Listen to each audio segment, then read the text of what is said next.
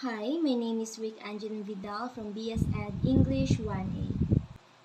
Today we will talk about the theory of language structural, functional, or interactional behaviorist cognitive.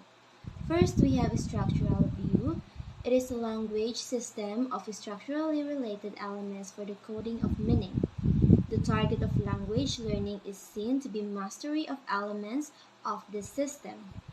These items should be defined in terms of phonological unit, grammatical units, and grammatical operation or syntax. Interactional view. It sees language as a vehicle for the relation of interpersonal relations and for the performance of social transaction between individuals. In this view, language is seen as tool for the creation of maintenance of social relations.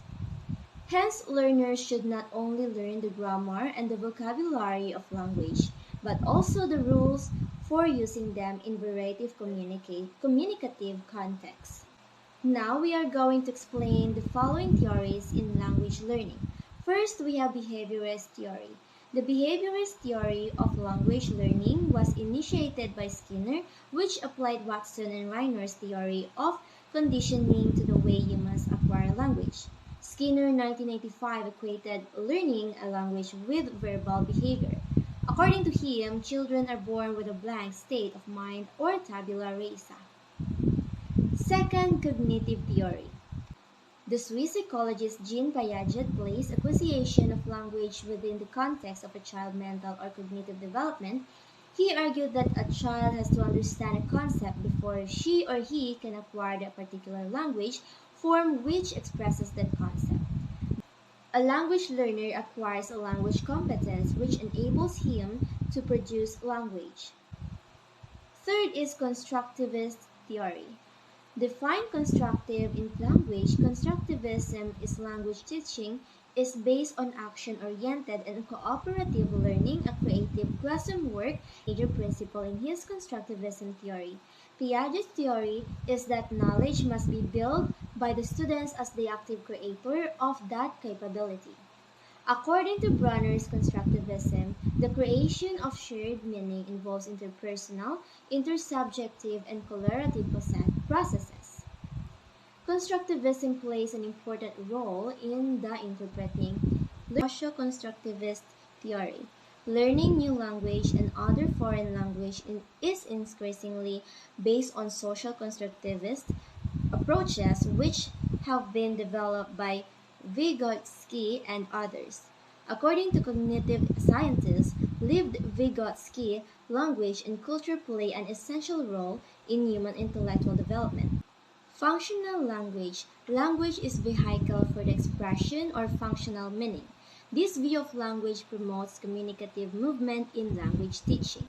Language use involves functional activities such as offering, suggesting, advertising, and apologizing. Therefore, learners learn language in order to be able to do things with it. Coining, inventing words not related to other words. Compounding, two or more words behaving as one word. For example, backlash, bailout, Facebook, undertake, voiceover. Blending, telescoping two words together. Conversion, assigning one word more than one syntactic category.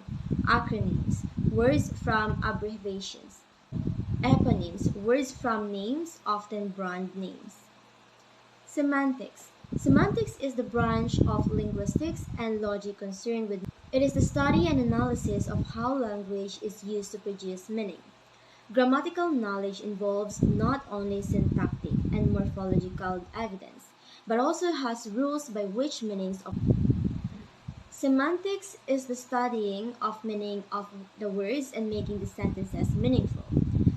Phonetics and phonology. Phonology is the study of how Phonology is the study of how sounds and combine together to form syllables, words, and larger units. Syntax. Knowledge of grammar includes how one arranges words in sentence. It is the collection of rules that allow us to form logical sentences that express what we want them to.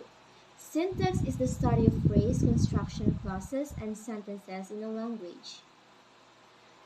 Next is morphology. It is the study of It is the study of words on how are formed, word structure, and the relationship to other words in the same language. It also examines words structures such as base words, prefixes, and suffixes. Inflectional morphology and lexical are derivational and inflectional. The, more, the morphemes re and able are derivational affixes because adding them derives a new word or dictionary entry. Reseal, sealable, and resellable.